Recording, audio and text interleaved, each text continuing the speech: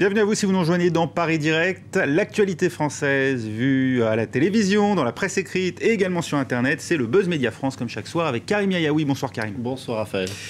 Et on commence avec ces cérémonies, aujourd'hui du 14 juillet, des cérémonies endeuillées par la mort des 6 soldats français en Afghanistan.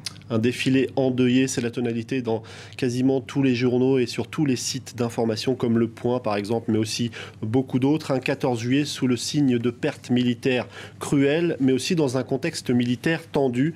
L'armée dont on ne cesse de répéter qu'elle est en surchauffe a défilé ce 14 juillet sur les Champs-Élysées, j'allais dire. C'était le titre du Canard enchaîné sur les Champs-Élysées dans un contexte de crise rare.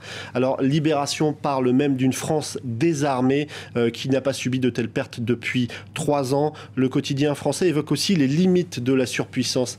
Il explique que jamais une guerre importante n'a été aussi asymétrique. D'un côté, 135 000 hommes qui représentent les meilleures armées du monde avec des outils ultra sophistiqués, de l'autre 20 à 30 000 combattants plutôt mal équipés. Il faut dire que les troupes soviétiques avaient éprouvé exactement les mêmes difficultés en Afghanistan à la fin des années 70. Il y a beaucoup d'exemples, on peut aussi parler du Vietnam. Alors aujourd'hui, beaucoup réclament une accélération du calendrier de retrait en Afghanistan, mais les forces afghanes sont-elles vraiment prêtes, s'interroge Libération. Est-ce qu'elles sont vraiment capables de prendre la relève, comme on l'entend souvent de la part de certains de nos politiques? Alors pour l'heure, elles n'ont en charge qu'un seul secteur, c'est celui de Kaboul, où un commando islamiste a réussi un attentat contre un des plus prestigieux hôtels de la capitale. C'était il y a quelques jours et ce n'est pas franchement un bon signe pour l'avenir.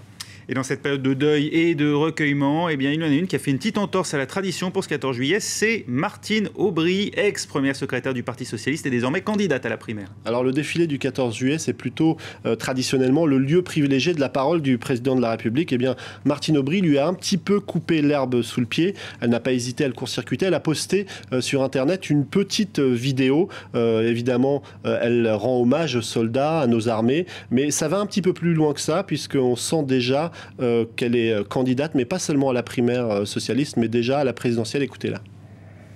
Je pense en ce moment à notre armée, à laquelle je rends hommage, à nos soldats, et je pense bien sûr à leurs familles, et d'abord à celles que le deuil a frappées.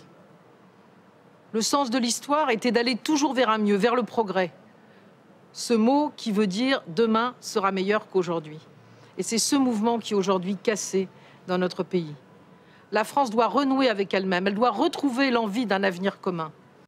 Martine Aubry, donc candidate à la primaire socialiste.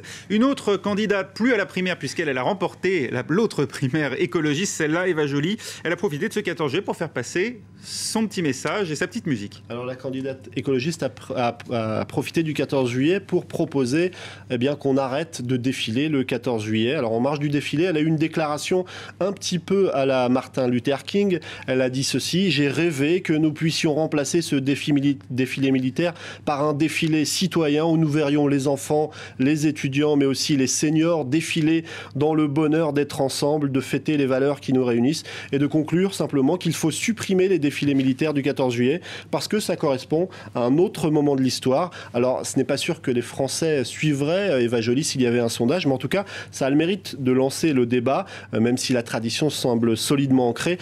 Sur Internet, il y a eu quelques réactions. Je vais vous montrer un petit tweet de Manuel Valls, le socialiste, qui explique que tout cela, ce n'est pas très sérieux. Eva Joly qui propose la suppression du défilé du 14 juillet.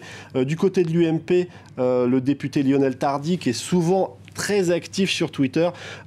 Eva Joly propose la suppression du défilé militaire du 14 juillet. Il est temps pour elle de retourner en Norvège. Ce n'est pas franchement classe de la part du député UMP. Je pense que si elle avait eu la double nationalité française-camerounaise, ça aurait fait pas mal de buzz et pas mal de... Et il se serait peut-être abstenu du coup, Lionel Tardy.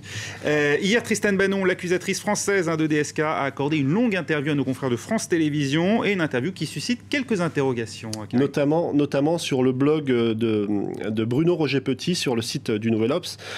Tristan Banon hier a dit: j'ai 32 ans, je peux prendre mes décisions toute seule, même si elles sont difficiles. C'était à l'antenne de France 2.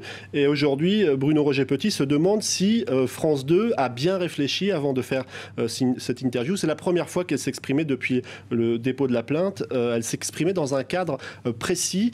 France 2 avait pris ses précautions. C'était dans le bureau de l'avocat. Oui, on voyait les codes derrière. Ouais. C'était en duplex, mais en différé. pour éviter tout dérapage. Mais tout de même, l'exercice journalistique était très périlleux pour le présentateur du 20h, David Pujadas. Alors, soit Tristan Banon dit la vérité, et si on pose des questions un petit peu trop brutales, on passe pour le bourreau de service, soit elle a menti, et on se retrouve un petit peu journaliste, otage d'une vaste supercherie. Alors, Pujadas a fait ce qu'il a pu dans ce dangereux exercice d'équilibriste. Il a posé des questions totalement prévisibles, et il a affiché le visage le plus neutre possible, et il s'est également interdit un droit de relance qui aurait pu être précieux. Finalement, cette interview n'en était peut-être pas vraiment une, parce que peut-être que ce n'était pas le rôle du journaliste ce soir, et que pour obtenir la vérité, c'était plutôt un juge, un procureur ou un policier. Nous, on reste un petit peu sur notre faim après cette interview de Tristan Banon sur France 2. Merci Karim Yaoui qui reste donc sur sa faim. À suivre tout de suite sur le net. Restez avec nous.